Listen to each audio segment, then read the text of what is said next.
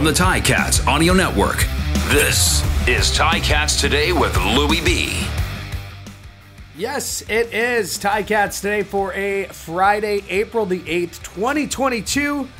Means we are 64 days away from the Ticats season opener, 37 days away until day one of training camp, and spring finally starting to feel like it's here.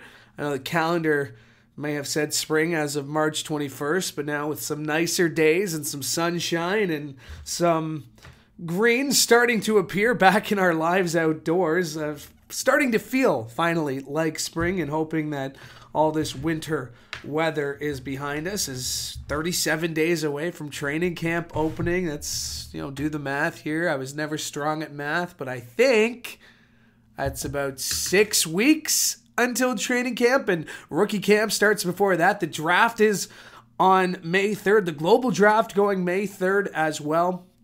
So, we are on the back nine of this offseason, folks, and there's your Masters reference this week for you, as the back nine, getting closer to the end of the offseason. I know I didn't have to explain it, but it's Friday, so I'm going to explain it anyway. Thanks for checking us out on the Ticats Audio Network, by the way. Make sure you subscribe so you never miss an episode. And if you have any comments or feedback, you can always hit me up on Twitter at @LouieB_TV or at Ticats. Coming up on today's show, we're going to focus in on the offensive line for the Hamilton Tiger Cats, a position last year that dealt with injuries literally from day one. Mike Filer retiring in training camp. There was really difficulty in finding consistency when it came to the offensive line, on no fault of the players, no fault of the coaches, but just because of injuries, because of retirements, and now with free agency, the offensive line definitely a position to watch, and one of those positions that we don't always give the respect they deserve, because when it comes to the offensive line, when it comes to football, such an important spot on the football field, needing to be in sync, needing to know what's going on behind you at all times. Your back is to the offense. You're dealing with the blitzes and misdirections, and there's never any stats at the end of the day you can look at an offensive lineman and say, what a great game he had. It really is all the eye test. And so we're giving a little love to the offensive line, and we'll do that when we catch up with the offensive line coach of the Ticats, Mike Gibson. He's entering his second year as the offensive line coach for the Ticats, and we'll play some clips of some of the offensive linemen going into the season. I had a chance to catch up with a couple of guys over the last few months here, and just want to refresh your memory on what they had to say. So we'll hear from Jesse Gibbon, we'll hear from Alex Fontana, and Brandon Revenberg, as well as we dedicate this show to the underappreciated offensive linemen. Just to refresh your memory going into the season, the Ticats have Joseph Benz, Alex Fontana, Jesse Gibbon, Tyler Johnson, Kay Okafor, Brandon Revenberg, Chris Van Zyl, Travis Vorncall, DeAndre Wesley, and Coulter Woodmansey signed heading into camp already. So that is already, you're looking at about 10 offensive linemen, and we don't know what they're going to be doing at the draft, and we'll get into that with Coach Gibson as well, but that's your little refresher.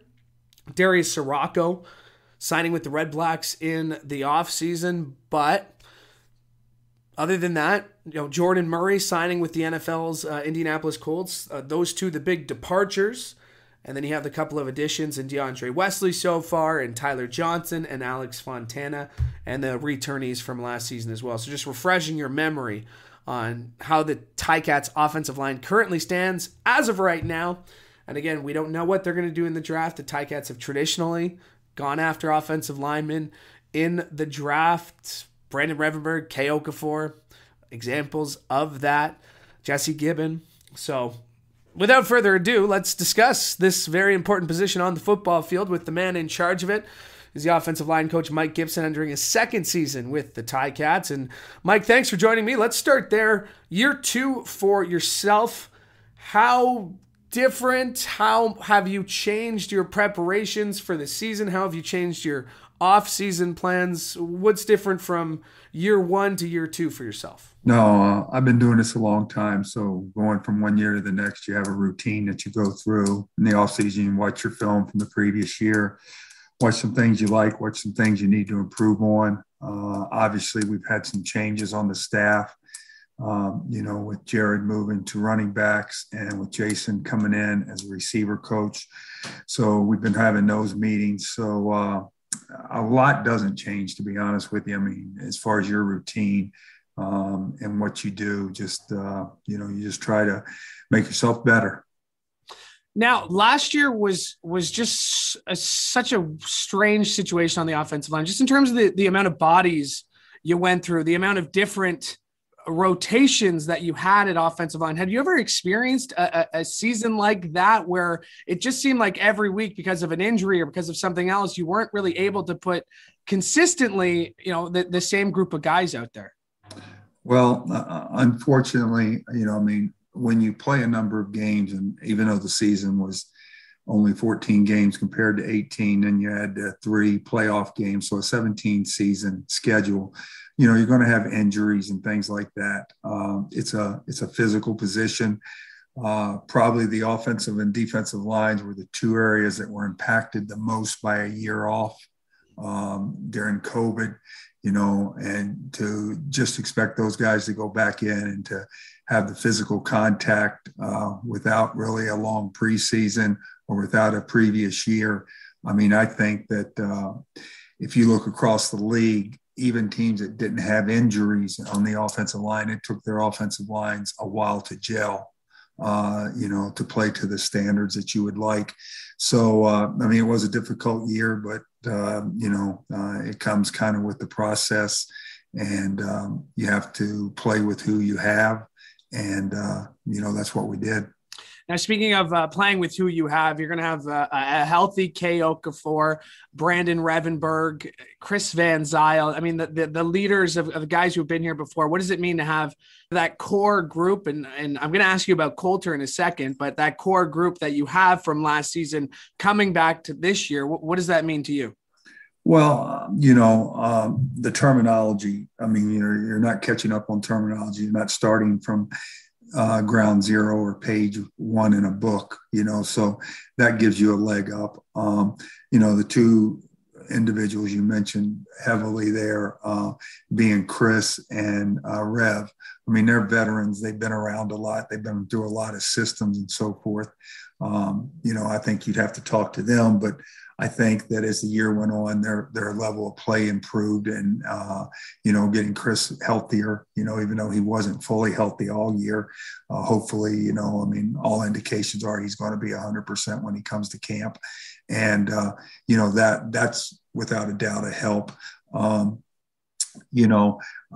Kay, it was kind of unfair to him when he was put in a tough situation where played right tackle, he played left tackle, he got injured.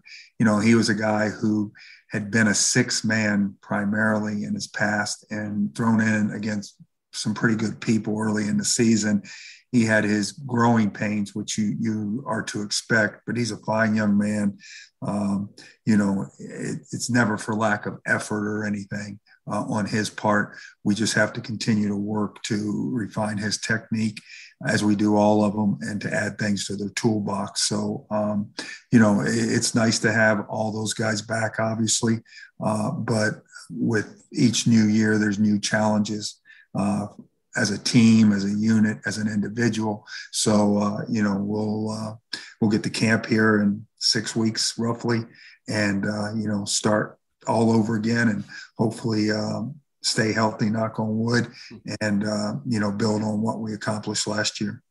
Now, I did want to ask you about Coulter Woodmansey, because I go back to a conversation you and I had during the season last year where you talked about how impressed you were just in terms of his development as the season went on. So are the expectations raised for a guy like him? What kind of homework do you give a guy like that from year 1 to year 2 in the offseason? And what are you expecting to see come camp in 6 weeks' times? Surely the expectations will be raised because he was a rookie. Now he's played, he started, predominant part of the year for us. He played 3 playoff games.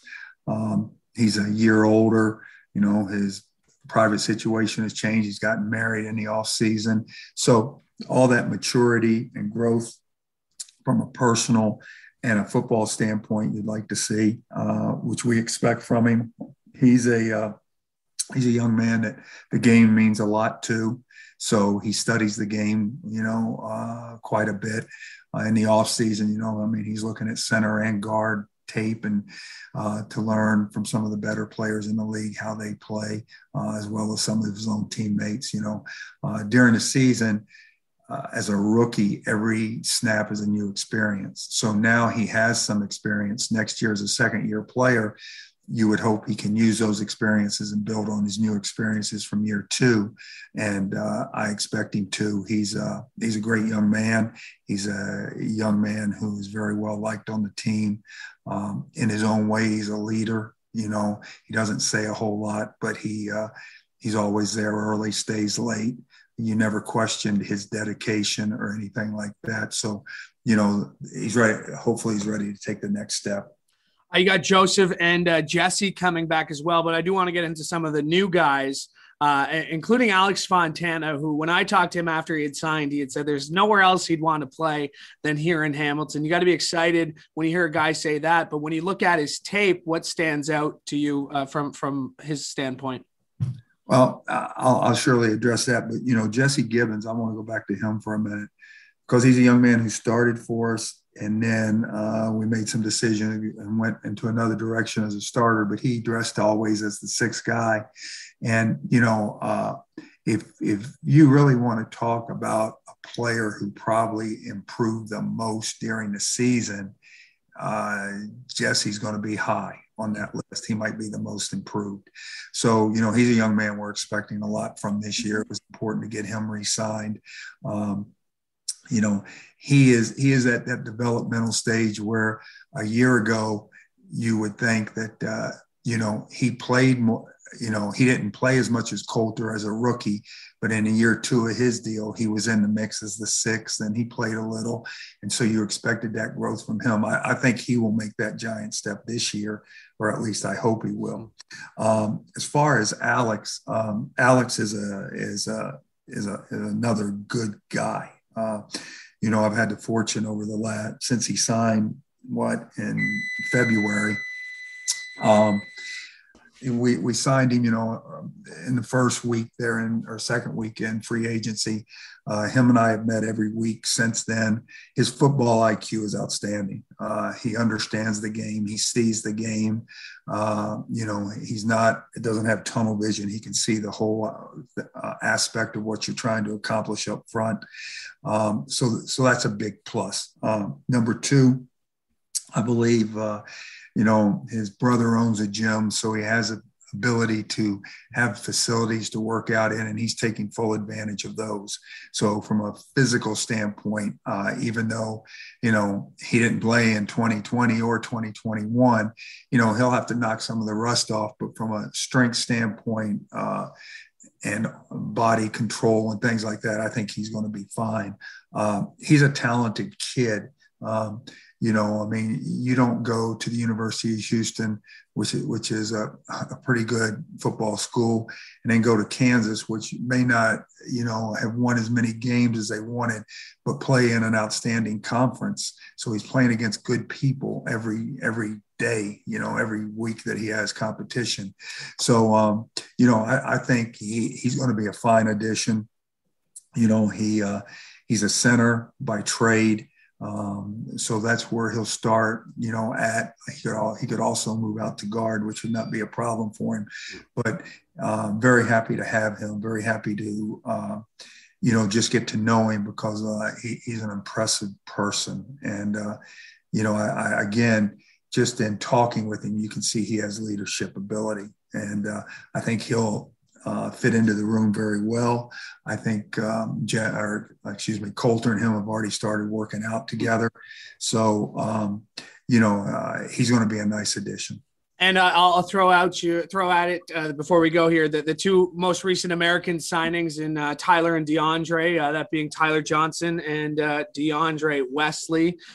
Big body guys, especially DeAndre at 6'7". What are you seeing from them so far? And I think we've learned last year with the couple of Americans that you did have that made the jump. What are you anticipating they'll need to be kind of on top of their game in come camp time? Well, for even though that Wesley was in Edmonton, on the practice squad, he hasn't had game action up here. Yeah. Okay. And for both of them, that's going to be the biggest adjustment, because in this league, make no mistake about it, there are good defensive ends in this league that they have to block one-on-one to be able to block one-on-one. The Willie Jeffersons, the Jeff Coates, the Kutang Boateng, in Ottawa now, all those guys and many more that I could name. So just the level of competition that they're going to face, that's going to be the number one thing for them, I think, to see how they compete against those type people. They're both talented individuals. They both have physical ability. God gave them both length to their bodies, so that's what you need at that position. But they're going to have to come in and win a spot. We have Travis coming back now. Travis will have an upper hand since he's been in the system. Mm-hmm. He played 4 to 5 games. And when he played at a pretty good level. He got better week to week. So I think he's looking at it. It's his position, and somebody's going to have to beat him out. And I think, he's a fighter, and he's not going to go easy.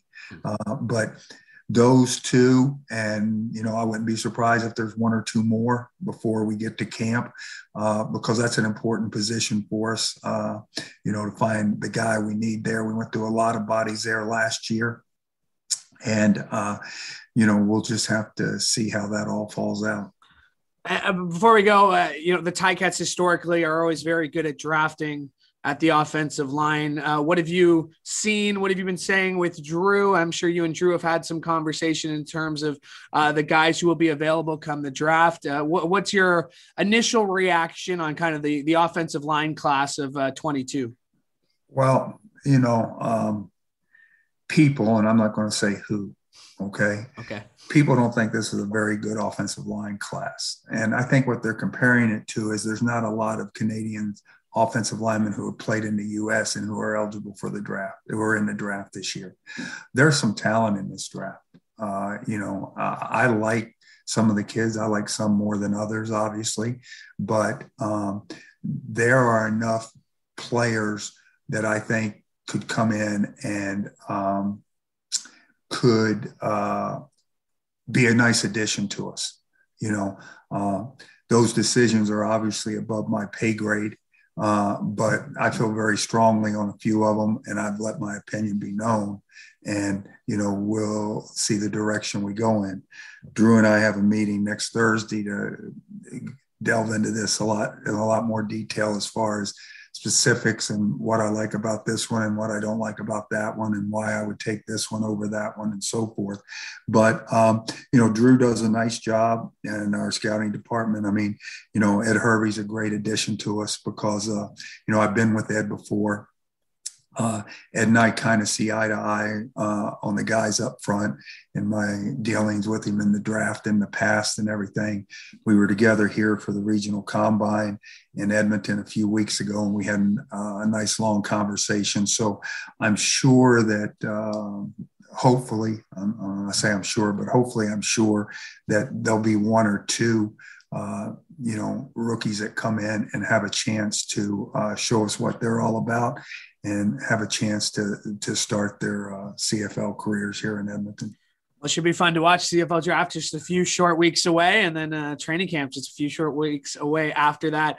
Coach Gibson, it's always great to connect with you. I'm always a little bit smarter when it comes to the offensive line after you and I chat. So thank you for doing this. Appreciate it. Okay, no problem. You have a great day, Louie.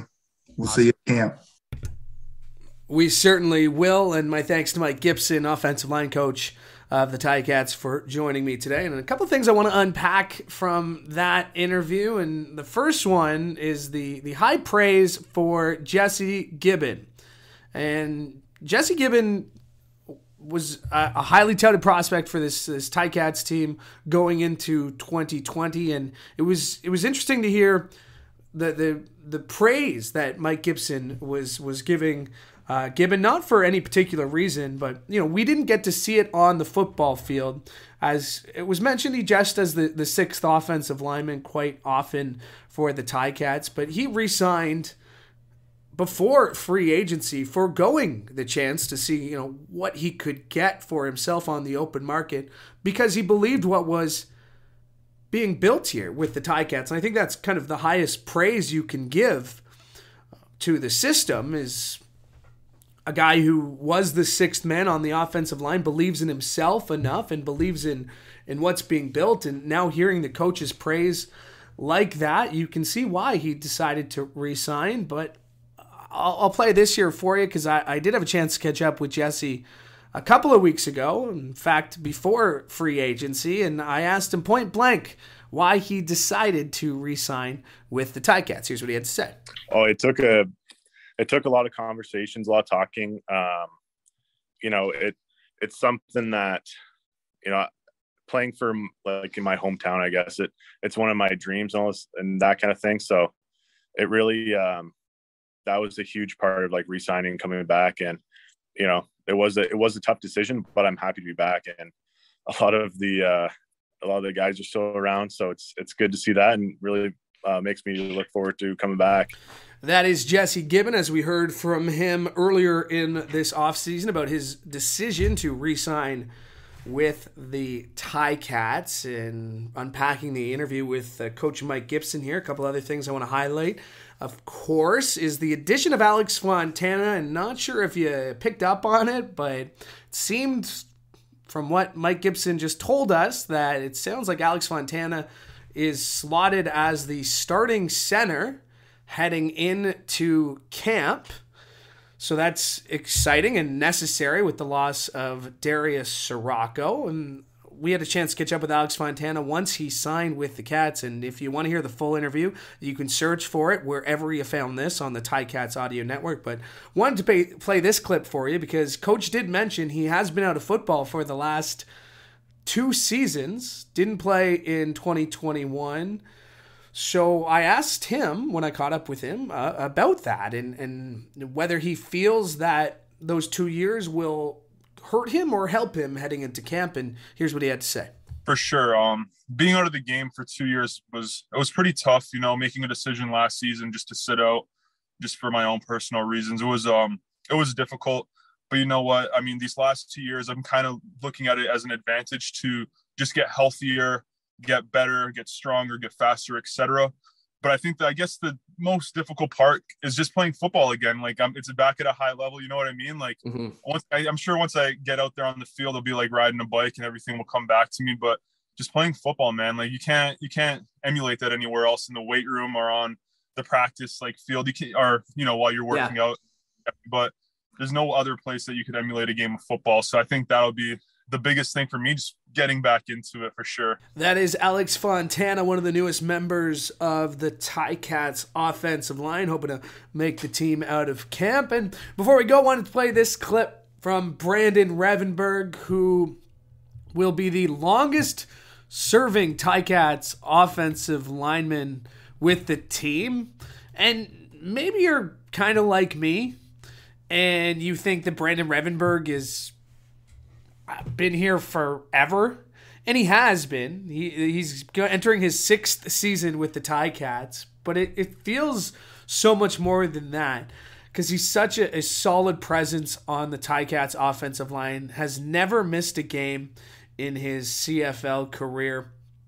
And Coach Gibson talked about him being a leader, and I asked him his perspective of being a leader on this Ticats team earlier when I caught up with him when he re-signed, and here's what he had to say.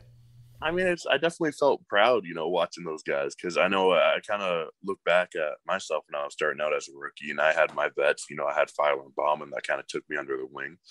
And, I think they definitely helped me develop into the player that I am today. So I always want to make sure that I pay it forward, especially, if you're trying to build a championship team, you're going to have rookies, you're going to have younger guys. And I do think that it is relies heavily on the veterans to make sure you build those guys up and you make sure that they're playing to the best of their abilities. But, when you have those guys and they're so willing to learn and put in the time and effort, it puts a smile on your face as a veteran, because you got a good group of guys. And that is Brandon Revenberg, as we caught up with him after he re-signed with the Ticats earlier this offseason. I want to thank you so much for joining us on today's show as we dedicated the entire program to the offensive line. With training camp, we'll probably be doing this a couple more times. The training camp just around the corner as we look at the different position groups ahead of camp, who's in, who's out, and we'll keep you updated so you have everything you need to know. In 37 days when the Ticats open camp, you will be caught up. You will know what's going on. That's what we do here at Ticats Day, and we appreciate your support as we do it. Want to give a shout out to Forge FC, who opened their 4th Canadian Premier League season on Sunday against Pacific FC. And a reminder, they are coming home, the boys, on April 16th. That's next Saturday. 4 p.m. kickoff against Cavalry FC, and we hope you can join us. For tickets, you can go to forgefc.canpl.ca. I hope you have a fantastic weekend. Stay safe. For the Ticats Audio Network, I'm Louie B. Hoping you have a great day.